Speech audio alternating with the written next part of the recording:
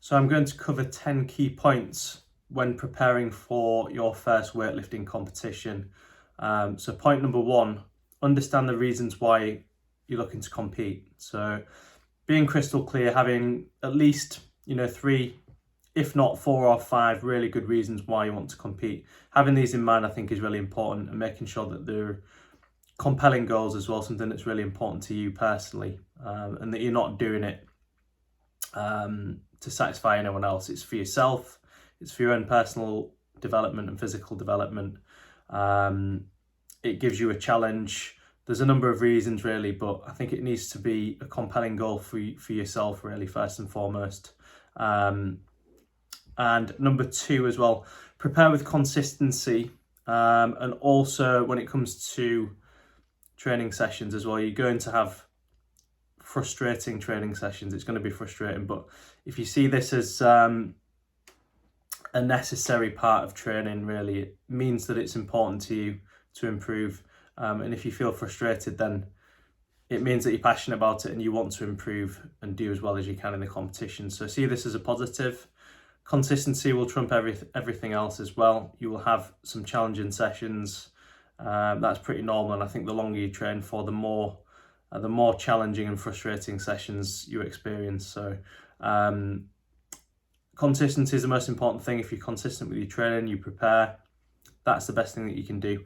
Number 3, challenge yourself to a mock competition as well. So if you've never tested it out before, get someone else to run it for you in terms of having a timer, have a time limit on your lifts, prepare, warm up as you would in the competition, and do things as you would, just having the 3 attempts on the snatch, 3 attempts on the clean and jerk as well, with relevant rest periods in between. So it might be, I don't know, if you're doing a competition where you know you're going to follow yourself, limit yourself to 2-minute rests.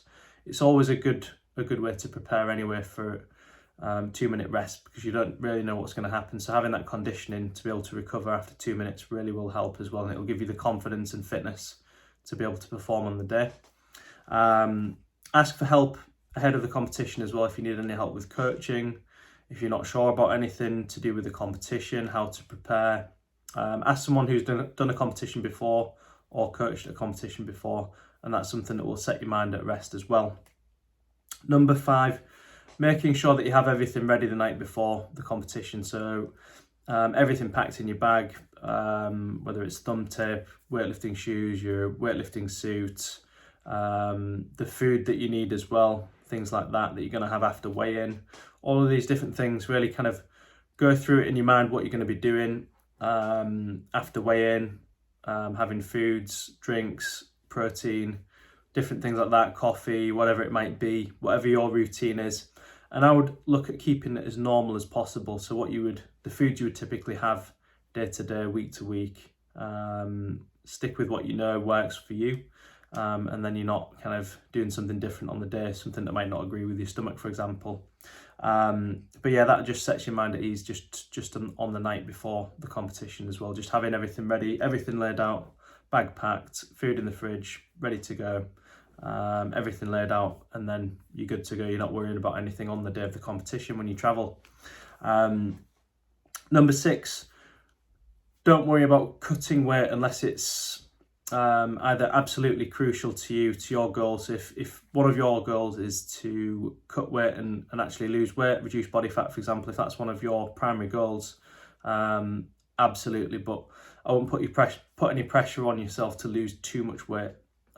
So an example might be, I don't know, you might weigh 73 kilos and you might look to enter the 71 kilo category, for example, but you might have, I don't know, 6 weeks to prepare for the competition. That for me is realistic, and that's something that if your goal is to lose weight as well and you're wanting to lose a little bit of body fat, then absolutely it's not going to put too much pressure on you. But I wouldn't look to cut too much weight. Number 1, you will lose a lot of strength. If you cut too much weight too soon as well, you'll do that. If you're not used to lifting at that weight, then that's something to be aware of as well, because it's going to feel completely different on the day if you've lost 6 kilo, 8 kilo, for example, compared to your normal training weight. You're going to feel that on the platform on the day. you're not going to feel strong. So if it's your first competition, I wouldn't worry. I would just stick with rather than trying to cut weight, just lift in the weight category that you would sit at naturally, and just lift there. Again, if you're looking to qualify though, for example, for a higher level competition, then yes, you might have to cut weight or gain weight, for example, but I wouldn't look at doing that too much if it's the first competition. Number 7, have your openers, so your starting weights in your head on the day. This is the first thing that you'll submit after weigh-in. When you weigh in, you will give your starting weights. Have something in mind, probably the week before at least. Usually it'll be about 90% of your best lifts. But bear in mind as well that you can also change these weights. So you might submit your openers when you weigh in, but you might warm up and you might have a brilliant warm up. It might feel excellent, really, really easy. Things moving really well. You can actually increase your opener by a couple of kilos. Equally, at the same time, you might have a really bad warm up. You might not feel very confident. Things might not be going to plan. Don't worry, you can reduce your weights as well there. So don't worry whatsoever about your opening weights, because you can change them as well. Number 8, learn to read the board, or have someone there that can read the board for you as well, because if you're doing your first competition, you just want to be focusing on your lifting. You don't want to be worrying too much about reading the board. So either have someone there that's done it before, someone you can call upon to read the board. It will just set your mind at rest a little bit, and it will inform you as to when you'll be on the platform next. But don't worry if you're not used to it. I remember my first competition, I didn't have a coach there, so I had to try and make things up as I went along. I didn't really know what I was doing, but you soon learn as well. Once you've done a few competitions, you learn actually how to read the board and how to do your warm-ups if you haven't got a coach with you.